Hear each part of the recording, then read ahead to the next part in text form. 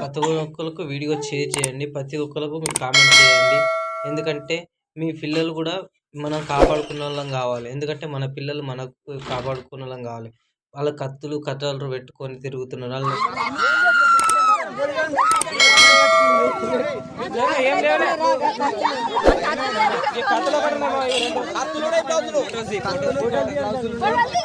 నెత్తి చేయబెట్టగానే పిల్లలు కూడా ఆటోమేటిక్గా అట్లనే సోదప్పి పడిపోతున్నంట.